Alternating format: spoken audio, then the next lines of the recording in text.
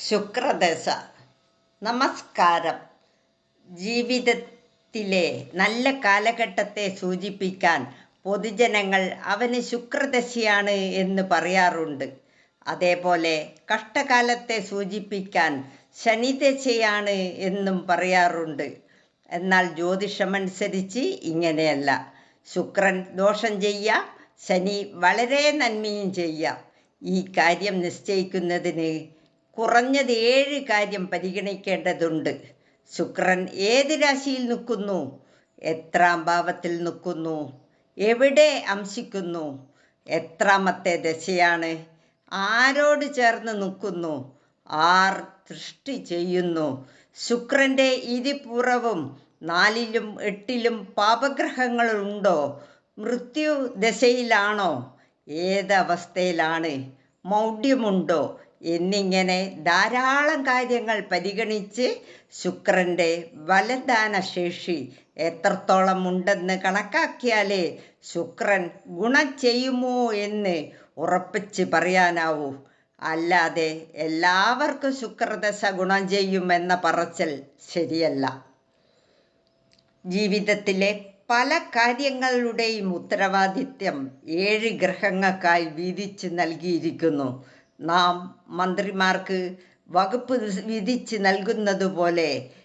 അങ്ങനെ വരുമ്പോൾ ശുക്രൻ നിധിദ്രവ്യങ്ങൾ, സൗഖ്യങ്ങൾ, ആഭരണങ്ങൾ, ചിത്രങ്ങൾ, നവരത്നങ്ങൾ, തൊപ്പി, കുപ്പായം, തലപ്പാവ്, കസവ് വസ്ത്രങ്ങൾ, വിചിത്ര വസ്ത്രങ്ങൾ, നൃത്തഗീതവാദ്യങ്ങൾ, ഗാനയന്ത്രങ്ങൾ, ഗ്രഹം, ശയ്യാഗ്രഹങ്ങൾ, ശയ്യാസാധനങ്ങൾ, കാമുകി കാമുകന്മാർ, കാവ്യനാടകങ്ങൾ, വിവാഹം, വെളുത്ത പശുക്കൾ, വെള്ളവസ്ത്രം, അമൃത്, പൂങ്കാവുകൾ, നാടകശാലകൾ, മാളിക, തന്ത്രങ്ങൾ, ശ്രീവിദ്യ, പരദേവത, അന്നപൂർണേശ്വരി, ലക്ഷ്മി, ഭാര്യ, ഭർത്താവ് തുടങ്ങിയവയുടെ ഉത്തരവാദിയായി തീരുന്നു. ശുക്രദശ നല്ലതാണെങ്കിൽ മേൽപ്പറഞ്ഞ കാര്യങ്ങൾ നമ്മുടെ ജീവിതത്തിൽ നല്ല നിലയിൽ അനുഭവിക്കാൻ ഇടവരും. ശുക്രൻ ജാതകവശാൽ ദോഷപ്രദമാണെങ്കിൽ ഈ രംഗങ്ങളിൽ ദോഷം അനുഭവിക്കും. അല്ലാതെ ശുക്രദശ എന്നല്ല ഒരു ഗ്രഹവും സ്ഥായിയായ ഗുണമോ ദോഷമോ ചെയ്യുകയില്ല. ജ്യോതിഷപരമായി യൗവനകാലത്ത് ശുക്രദശ വരുന്നതാണ് കൂടുതൽ നല്ലത്. വാർദ്ധക്യത്തിൽ വേണ്ടത്ര ശോഭിക്കില്ല. ബാല്യകാലത്തെ ശുക്രദശ വിദ്യാഭ്യാസത്തെ പ്രതികൂലമായി ബാധിച്ചവർ എത്രയോ പേരുണ്ട്. വാർദ്ധക്യകാലത്തെ ശുക്രദശ ആരോഗ്യ പ്രശ്നങ്ങൾ ഉണ്ടാക്കിയതായും ഞാൻ കണ്ടിട്ടുണ്ട്. അമിതമായാൽ അമൃതും വിഷം എന്നാണല്ലോ ചൊല്ല്. ഏറ്റവും നല്ല വസ്തുവാണ് പാൽ എന്ന് പറഞ്ഞാലും അത് കേടായാൽ ഒന്നിനും പറ്റുകയില്ല. ശുക്രദശ വരുമ്പോൾ ഒരു ജ്യോത്സ്യനെ കണ്ട് നല്ലതോ ചീത്തയോ എന്ന് മനസ്സിലാക്കി വരാവുന്ന ആപത്തുകളെ ഒരു പരിധിവരെ തടുക്കാൻ ഇത് സാധിക്കും.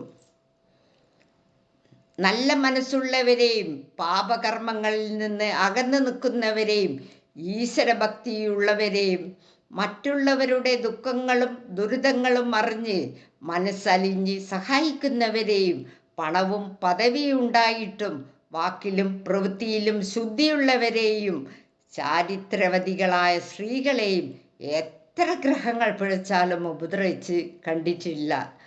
എന്ത് തിന്മ പ്രവർത്തിക്കുന്നുവോ ആ തിന്മകളാൽ അവർക്ക് നാശമുണ്ടാകുന്നു. ഇത് മുറ തെറ്റാതെ നിർവഹിക്കുന്നവരാണ് ഗ്രഹങ്ങളും ദശകളും. നിങ്ങൾക്ക് ശുക്രദശ തുടങ്ങാൻ പോകുന്നു എന്ന് മനസ്സിലാക്കിയാൽ ജാതകമെടുത്ത് സമയമെടുത്ത് കാര്യങ്ങൾ വിശകലനം ചെയ്യുന്നവരുടെ അടുത്തേക്ക് പോകണം. കഴിവതും മുതിർന്ന എക്സ്പീരിയൻസ് ഉള്ള ജ്യോത്സ്യനെ തന്നെ സമീപിക്കണം. അനുഭവജ്ഞാനം വിലയേറിയ സമ്പത്താണ്.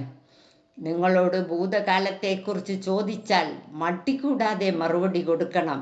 നിങ്ങളുടെ വിധി രേഖയിലേക്ക് കയറുവാൻ ചില വസ്തുതകൾ അവർക്ക് ആവശ്യമാണ്.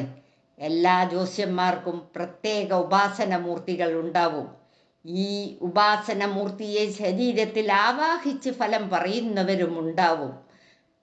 നിങ്ങൾ തെറ്റായ കാര്യങ്ങൾ പറയുമ്പോൾ അവരിലെ ഉപാസനമൂർത്തി കോപിക്കും. ഉപാസനമൂർത്തി ഉണ്ടായാലേ കവിട്ടി തൊടാൻ സാധിക്കൂ എന്ന കാര്യം ആരും മറക്കരുത്. ഭൂതവും ഭാവിയും അറിയുന്ന ആൾ ഭഗവാനാണ്. ഭൂതവും ഭാവിയും പറയുന്നവർ ജ്യോതിഷന്മാർ. ഭഗവാനും ജ്യോത്സ്യനും തതുല്യ സ്ഥാനമാണ് ഉള്ളത്. അടുത്ത വീഡിയോയിൽ കാണാം. നന്ദി, നമസ്കാരം.